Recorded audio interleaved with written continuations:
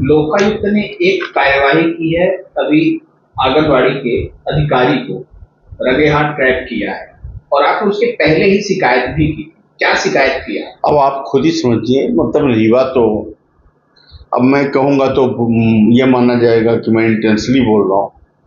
आप खुद महसूस करिए, 2003 से लेके आज 2023 का रीवा, इन 20 वर्षों में रीवा को नशा, अपराध, कोरेक्स, भ्रष्टाचार, हम आपको ऐसे 20 लोग बता देंगे जो 15-15 वर्षों से एक ही पद में बैठे हुए। एक पूरा सिंडिकेट काम कर रहा है।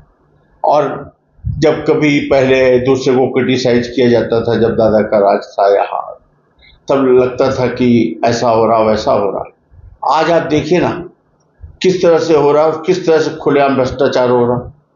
एक विशेष रिश्तेदारों की टीम बैठी है, मतलब मैं क्या बोलूं, हर जगह है। अगर अभी मैंने लगातार इसके पहले भी एक लेटर लिखा, अभी भी जिस लेटर की बात कर रहे हैं वो ये लेटर है, ये मैंने लिखा था और इसमें बाकायदे हमने प्रूफ के साथ 3-4 जगह का बिल्कुल अगल बगल के, मैंने परियोजना क्रमांक 2 में अगल बगल के जितने सेक्टर, आप गांवों में चले जाइए, इतनी पढ़ी लिखी बच्चियां हैं बेचारी। हमारे रीवा की बच्चियां बहुत अच्छी। हम मानते हैं कि हमारे रीवा का आदमी थोड़ा सा कलाकार है या दर्द फन दुनियादारी में ज़्यादा है, लेकिन उतनी अच्छी हमारे रीवा की महिलाएं और बच्चियां हैं, जहां ब्याहते वो अपना जीवन किसी तरह गुजार कर लेती हैं, लेकिन अपने ससुराल के प्रति समर्पित रहती हैं, पूरा जीवन निछावर कर देती हैं। और वो तरसती हैं, बड़ी बड़ी डिग्रियां लिए, MBA किए, कि उनको एक आंगनबाड़ी की 7,000 की सहायिका की इसकी नौकरी मिल जाए तो कम से कम नून तेल का इंतजाम, मतलब घर चला लें, बच्चों को पाल लें। और वो गांवों में ही, शहरों में भोपाल में पढ़ी बच्चियों की शादी अगर हो गई गांव में तो बेचारी गांव में एक्सेप्ट कर लो। अब उनका भी अगर हम अधिकार मार के, छीन के किसी अपात्र व्यक्ति को नौकरी दे रहे हैं, उसके 2 तरीके हैं। भारतीय जनता पार्टी के नेता फोन कर रहे हैं कि मेरा कार्यकर्ता है, ये मेरा मंडल है, ये मेरा कमंडल है, और साथ में वही पैसा दे रहे हैं, कोई 50,000, कोई 1 लाख, कोई 2 लाख, और एक चैन बनी हुई है, लोग पैसा लेकर के पात्र को हटाकर अपात्र को नियुक्त कर। हमने शिकायत की, अधिकारियों को जू नहीं रेग रही, पर ईश्वर है ना, वो आदमी टेप हो गया ना।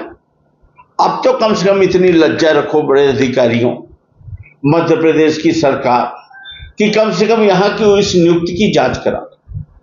हो सकता है पूरे मध्य प्रदेश में हुआ हो ये फर्जीवाड़ा, हो सकता है, पर इतना तो मैं गारंटी के साथ कह रहा हूं कि पूरे रीवा जिले में ये फर्जीवाड़ा हुआ।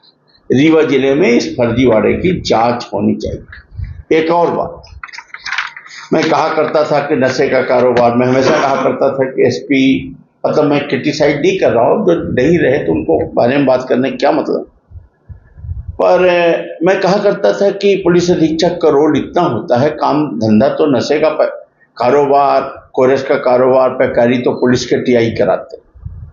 SP का रोल इतना होता है कि वो मुंह बंद रखे चुप रहे, और जिस दिन SP का मैसेज आ जाता है सब बंद हो जाता है। SP की आंख के इशारे पे ये सब होता है। आपने देखा होगा पिछले 5-7 दिनों से मैं अखबार पढ़ता हूं, मैं ये नहीं कह रहा कि एकदम से बंद हो गया, पर आपको घटनाएं कम क्यों दिख रही? जहां आधा अखबार पड़ा रहता था, यहां गोली चली, यहां वो हुआ, यहां पर ज्यादातर महिला उत्पीड़न के केस होते थे, अचानक अब आपको इक्का दुक्का दिखने लगे।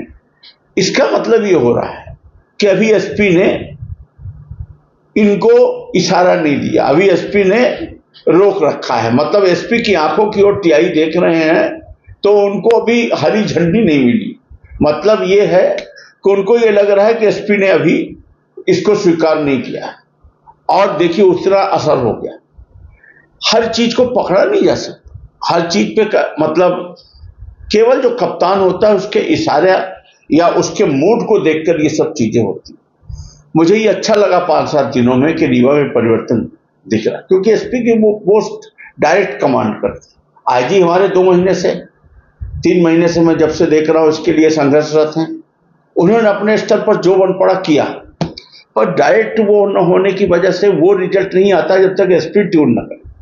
तो अब हमें ऐसा लगता है कि थोड़ा हम पॉजिटिव इधर 5-7 दिन का तो ठीक लग रहा है। ईश्वर से यही प्रार्थना है कि इसमें रीवा के ऊपर ये उपकार हो जाए कि ये रीवा हमारा नशा से मुक्त हो जाए, और यही मेरा बात कहना है जी।